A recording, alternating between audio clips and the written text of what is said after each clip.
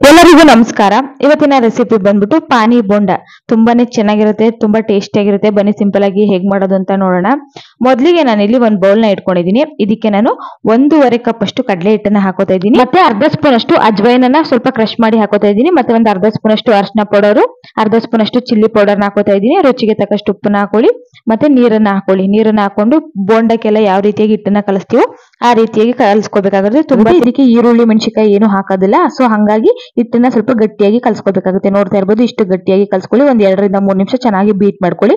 Beet ಮಾಡ್ಕೊಂಡ್ಮೇಲೆ ಇದನ್ನ ಒಂದು ಪ್ಲೇಟ್ ನ ಮುಚ್ಚಿ ಇದನ್ನ ಒಂದ್ ಸೈಡ್ಗೆ ಎತ್ತಿಟ್ಕೊಳ್ಳಿ. ಇವಾಗ ಒಂದು ಚಟ್ನಿನ ರೆಡಿ ಮಾಡ್ಕೊಬೋಣ. ಇವಾಗ ಮಿಕ್ಸಿ ಜಾರ್ಗೆ ನಾನು ಒಂದ್ ಅರ್ಧ ಕಪ್ ಅಷ್ಟು ಕೊತ್ತಂಬರಿ ಸೊಪ್ಪು, ಸ್ವಲ್ಪ ಪುದೀನ ತಗೊಂಡಿದ್ದೀನಿ, ಮತ್ತೆ ಸ್ವಲ್ಪ ಶುಂಠಿ, ಮತ್ತೆ ಒಂದು ಹಸಿರು ಮೆಣಸಿನಕಾಯಿನ ತಗೊಂಡಿದ್ದೀನಿ. ಕೂಡ ಮಿಕ್ಸಿ ಜಾರ್ಗೆ ಹಾಕೊಂಡು ರುಚಿಗೆ ತಕ್ಕಷ್ಟು ಉಪ್ಪನ್ನ ಹಾಕೊಂಡು ಒಂದು ನಿಂಬೆ ರಸನ ಹಾಕೋತಾ ಇದ್ದೀನಿ.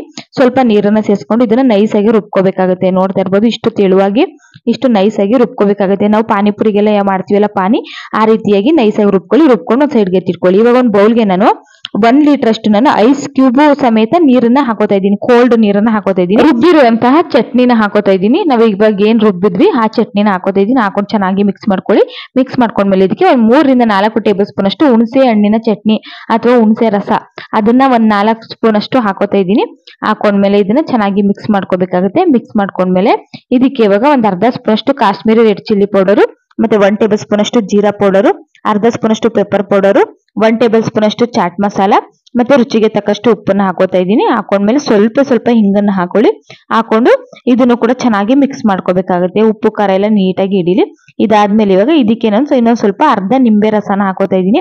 ಹುಳಿ ಖಾರ ಉಪ್ಪು ಎಲ್ಲ ನೋಡ್ಕೊಂಡು ಒಂದ್ಸಲ ನೀವು ಬೇಕಿದ್ರೆ ಹಾಕೊಳ್ಳಿ, ಇಲ್ಲಾಂದ್ರೆ ಬೇಡ ಅಂದ್ರೆ ಸಾಕು. ನಾನು ಮತ್ತೆ ಸ್ವಲ್ಪ ನಿಂಬೆ ರಸನ ಹಾಕೋತಾ ಇದ್ದೀನಿ, ಮತ್ತೆ ಸ್ವಲ್ಪ ಹುಣಸೆ ಹಣ್ಣು ರಸನೂ ಹಾಕೋತಾ ಇದ್ದೀನಿ.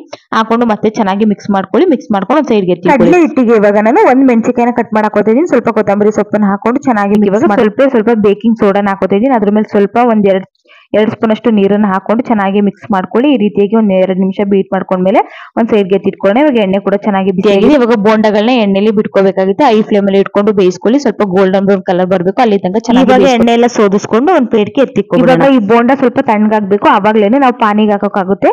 ಬಿಸಿ ಇರುವಾಗ್ಲೇನೆ ಪಾನಿಗೆ ಹಾಕ್ಲಿಕ್ಕೆ ಹೋಗ್ಬಿಡಿ. ನೋಡಿ ತಣ್ಣಗಾಗಿದೆ. ಇವಾಗ ಪಾನಿಗೆ ಹಾಕ್ತಾ ಇದೀನಿ. ಬೋಂಡಗಳನ್ನ ಹಾಕೊಂಡ್ಮೇಲೆ ಸ್ವಲ್ಪ ರೌಂಡ್ ಆಗಿ ಈರುಳ್ಳಿನ ಕಟ್ ಮಾಡಿ ಹಾಕೋತಾ ಇದೀನಿ. ಮೇಲ್ಗಡೆ ಸ್ವಲ್ಪ ಕೊತ್ತಂಬರಿ ಸೊಪ್ಪನ್ನ ಹಾಕೊಂಡು ಒಂದಕ್ಕೊಂದು ಬೇರೆ ರೀತಿ ನೀಟಾಗಿ ಮಿಕ್ಸ್ ಮಾಡ್ಕೊಂಡು ಸರ್ವಿಂಗ್ ಬೌಲ್ಗೆ ಸರ್ವ್ ಮಾಡ್ಕೊಂಡ್ರೆ ನಮ್ಗೆ ಪಾನಿ ಬೋಂಡ ರೆಡಿ ಆಯ್ತು ಅಂತಾನೆ ಹೇಳ್ಬೋದು. ಅದು ತುಂಬಾ ಚೆನ್ನಾಗಿ